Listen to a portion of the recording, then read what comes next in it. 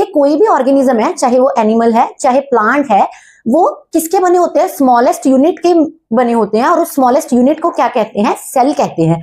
जब ये अगर वो एक यूनिसेलुलर ऑर्गेनिज्म में प्रेजेंट है तो यूनि का मतलब एक, तो एक ही सेल सारे काम करता है। जैसे कि हम बात करें अमीबा, पैरामीशियम, एक ही सेल का सारे काम करने का मतलब वो मूवमेंट भी दिखाएगा, वो खाना भी बनाएगा अपने लिए, और उसका वेस्टेज भी वही सेल हेल्प करेगा निकालने में। बट अगर हम बात करें मल्टी सेलुलर ऑर्गेनिजम्स की, multi cellular organism like human, plants, जिसमें बहुत सारे सेल्स होते हैं। क्यों बहुत सारे सेल्स होते हैं? क्योंकि उनकी बॉडी में फंक्शन भी डिफरेंट डिफरेंट होते हैं। जैसे कि हम अपनी ही एग्जांपल ले लें, अब हम खाना खाते हैं, पचाने का सिस्टम और है, एक्सक्रीटरी सिस्टम और है, रिप्रोडक्टिव सिस्टम और है, तो डिफरेंट डिफरेंट फंक्शंस होते हैं। इसीलिए बॉडी के अलग अलग फंक्शंस को करने के लिए अलग अलग सेल्स बने होते हैं।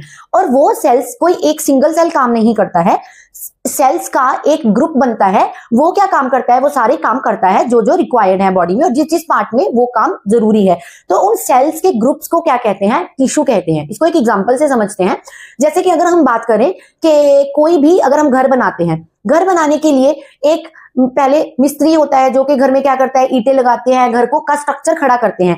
वो एक आदमी तो कर नहीं सकता, उसके लिए भी एक ग्रुप ऑफ मजदूर चाहिए होते हैं। फिर घर बन जाता है, और घर बनाने के बाद उस पे प्लस्तर होता है, फ्लोर बनाने वाले अलग होते हैं, लकड़ी का काम करने वाले अलग होते हैं, इलेक्ट्रीशियन अलग होते हैं, सैनिटरी के अलग होते हैं।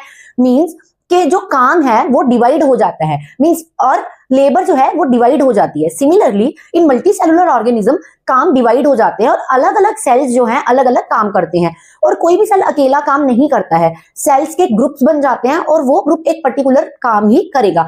वो तो सेल्स का वो ग्रुप जो पर्टिकुलर काम के लिए स्पेशलाइज्ड हो जाता है, उसको क्या बोला जाता है, टिश्यू बोला जाता है।